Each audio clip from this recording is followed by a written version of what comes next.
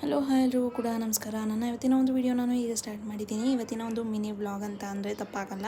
So ಒಂದು 10 ದಿನಗಳ ಹಿಂದೆ ನಾವು ರೆಸಾರ್ಟ್ಗೆ ಹೋಗಿದ್ದ ಕೆಲವೊಂದೊಂದು ವಿಡಿಯೋನ ನಾನು ಹಾಕಿದ್ದೆ. ಸೊ ಆ ಒಂದು ವಿಡಿಯೋಗೆ DMs ಬಂದಿದ್ವು, ಯಾವ ರೆಸಾರ್ಟ್ಗೆ ನೀವು ಹೋಗಿದ್ದು, ಏನು ಎತ್ತ ಅಂತ. ಸೊ ಆ ಒಂದು ಕಮೆಂಟ್ಸ್ಗಳಿಗೆಲ್ಲರಿಗೂ ಕೂಡ ಅಥವಾ DMಸ್ಗಳಿಗೆ ಎಲ್ಲರಿಗೂ ಕೂಡ ರಿಪ್ಲೈನ ನಾನು ಮುಂದಿನ ಲಾಂಗ್ ಫಾರ್ಮೆಟ್ ವಿಡಿಯೋದಲ್ಲಿ ನಾನು ನಿಮ್ಮೆಲ್ಲರಿಗೂ ಕೂಡ ಒಂದು ರಿಪ್ಲೈ ಮಾಡ್ತಾಯಿದ್ದೀನಿ. ಫ್ಯಾಮಿಲಿಗಳಿಗೆಲ್ಲರಿಗೂ ಕೂಡ ಒಂದು ಒಳ್ಳೆ ಪ್ಲೇಸ್ ಆದಂತಹ ಒಂದು ರೆಸಾರ್ಟ್ ಅಂತ ಅಂದರೆ ತಪ್ಪಾಗಲ್ಲ. ಈ ಒಂದು ರೆಸಾರ್ಟ್ ಇರುವಂಥದ್ದು ಸಕಲೇಶಪುರದಿಂದ 10 ಕಿಲೋಮೀಟ್ರ್ ಮುಂದೆ ಇರುವಂತಹ ಹ್ಯಾಂಗ್ಸೂ ರೆಸಾರ್ಟ್ ಅಂತ. ತುಂಬ ಚೆನ್ನಾಗಿದೆ.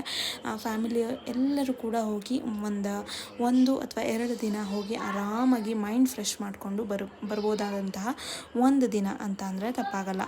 ಫುಡ್ ವಿಚಾರಕ್ಕೆ ಬರೋ ಹಾಗಿದ್ರೆ 100ಗೆ 100%, ಹಾಗೆ ನೀಟ್ನೆಸ್ ವಿಚಾರಕ್ಕೆ ಬರೋ ಹಾಗಿದ್ರೆ 100ಗೆ 90%, ಹಾಗೆ ಪೀಸ್ಗೆ ಬರೋ ಹಾಗಿದ್ರೆ 100ಗೆ 100%, ಹೈಜೀನ್ ಪ್ರತಿಯೊಂದಕ್ಕೂ 100ಗೆ 100% ಅಂದರೆ ತಪ್ಪಾಗಲ್ಲ.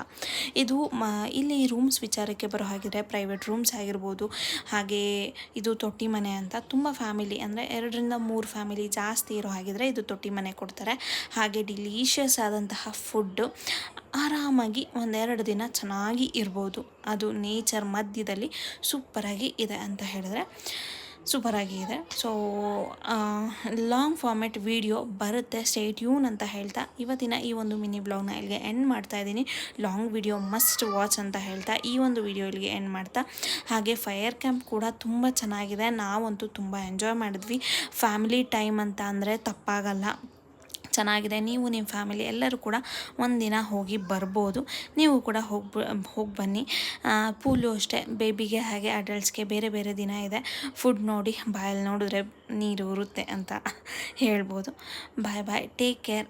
ಈವ್ನಿಂಗ್ ಸ್ನ್ಯಾಕ್ಸು ಕೂಡ ಅಷ್ಟೇ ತುಂಬ ಚೆನ್ನಾಗಿದೆ.